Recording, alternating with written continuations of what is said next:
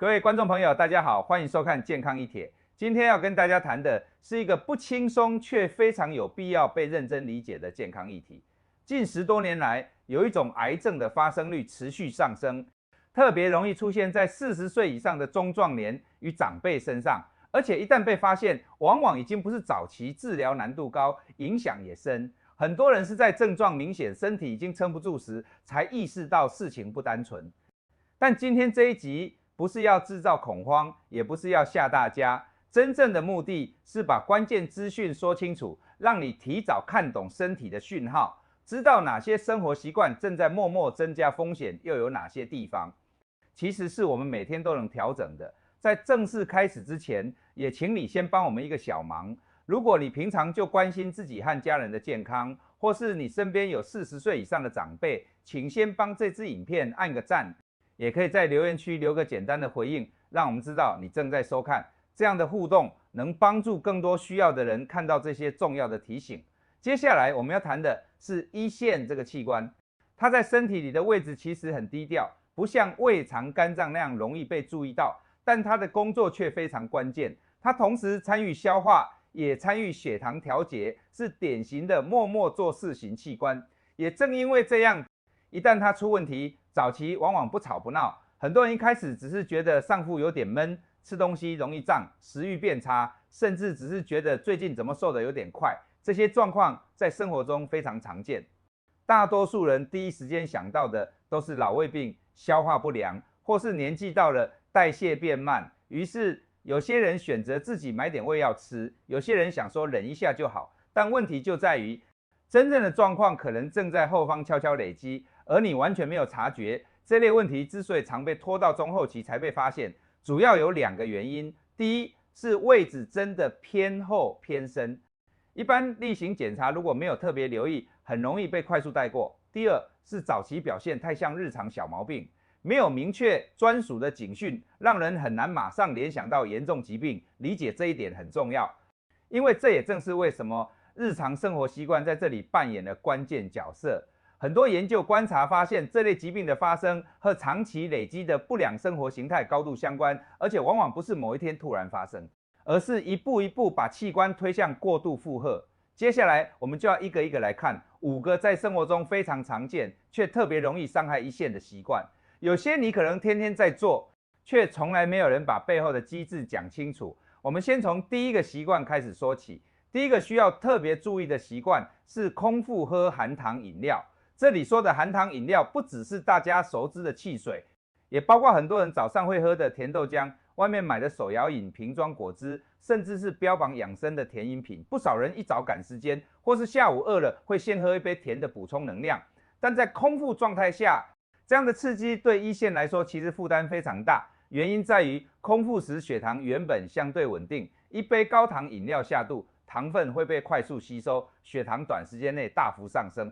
身体为了把血糖拉回正常范围，就会要求胰腺大量分泌胰岛素来应付这个突发状况。如果这样的情形偶尔发生，身体还能调整，但若是长期反复出现，等于每天都在逼胰腺紧急加班，久了之后，负责分泌胰岛素的细胞会逐渐疲乏，出现功能下降，甚至形成胰岛素反应变差的状况。研究观察发现，新发现血糖异常或糖尿病的人，相关器官疾病的风险会明显提高。而血糖剧烈波动本身也会让局部组织长期处在慢性发炎的环境中，这种慢性发炎正是很多疾病容易发生的土壤。所以第一个原则很简单，能避免空腹喝含糖饮料就尽量避免，如果真的要喝，至少搭配正餐，减缓血糖的剧烈起伏。第二个常被忽略的习惯是空腹吃高脂肪食物，像是油条、油饼、杂物，或是空肚子就吃肥肉、培根、重油的面包。这些对胰腺来说都是一次非常吃力的工作。脂肪的消化本来就比淀粉来的复杂，需要大量消化酵素协助。在空腹状态下，突然进来一大份高油食物，胰腺会被迫快速分泌大量消化液来应付。如果这样的负荷反复出现，消化液分泌过多，排出不顺，就可能反过来刺激自身组织，让局部反复处在发炎状态，长期下来反复发炎。修复再发炎，对组织结构本身就是一种消耗。因此，第二个重点就是避免空腹吃重油重脂的食物。早餐或第一餐尽量选择清淡、容易消化的内容，让一线有余裕慢慢工作，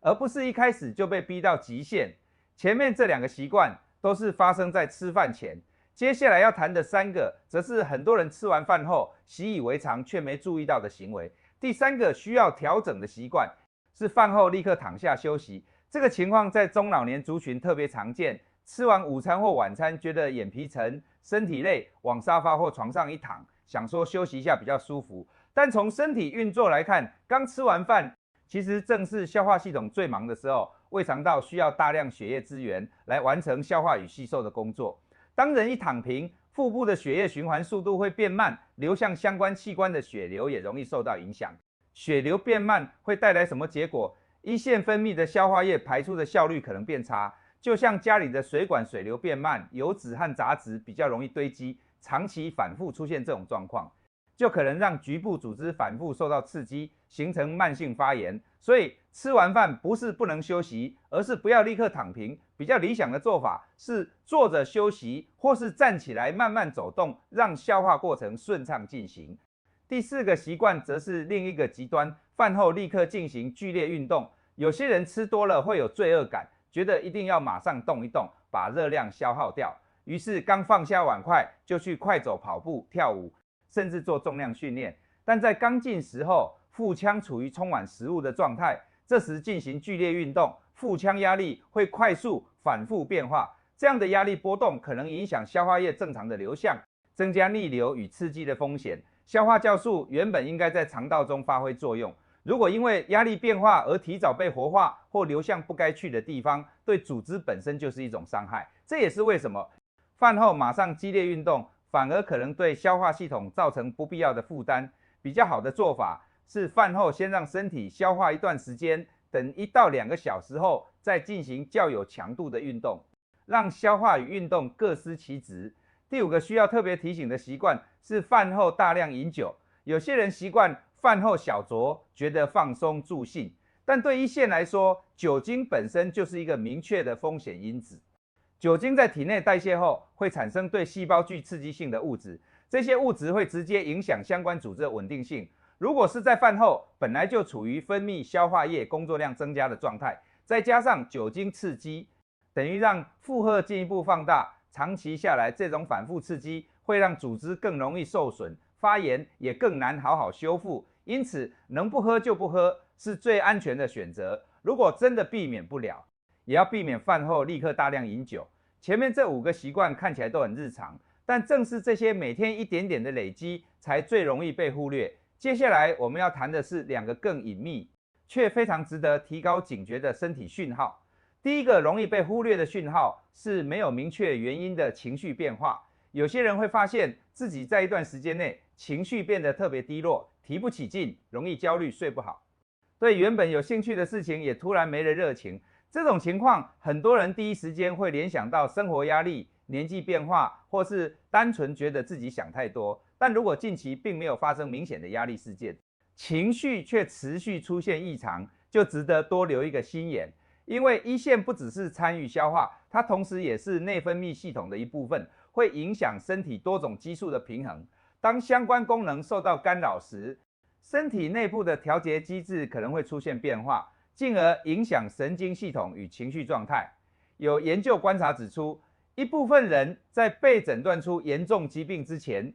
曾经出现一段时间难以解释的情绪低落或睡眠问题。这并不代表情绪问题一定和器官疾病有直接关系，而是提醒大家，当身体与心理同时出现异常时，不要只从单一角度看待。第2个需要特别注意的讯号是血糖状况突然变得不稳定，这一点对有血糖问题的人来说尤其重要。第一种情况是原本没有糖尿病的人，在中老年后突然出现血糖异常，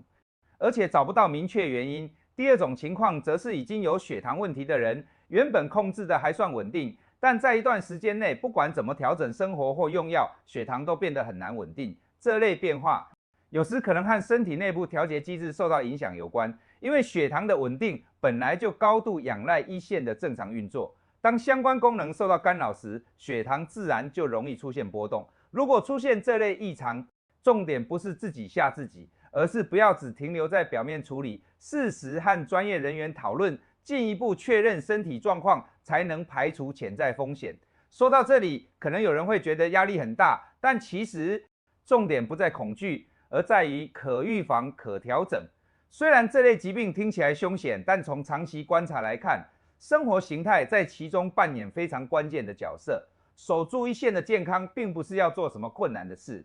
而是把几个方向长期落实。接下来，我们就来谈日常生活中真正能做到的5个保护原则。第一个原则是饮食的调整，重点不在于吃得多补，而在于吃的规律、清淡、好消化。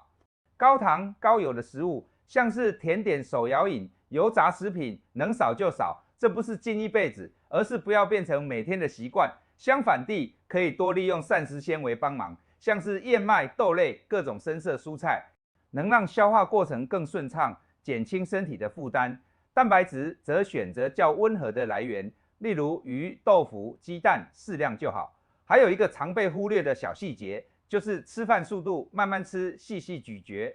本身就是在替消化系统分担工作。每一口多嚼几下，唾液分泌增加，后面的消化压力自然就小很多。第二个原则是控制体重，特别是避免腹部肥胖。肚子脂肪过多，不只影响外观，也会增加身体内部的代谢压力。维持适度活动，每周3到5次，每次30分钟左右的温和运动，像快走、游泳、太极拳，都是长期可以持续的选择。第3个原则是戒烟与节制饮酒。烟酒对身体的影响不会只集中在单一器官，而是全身性的累积，能完全不碰。当然最好，如果做不到，也要清楚自己的底线，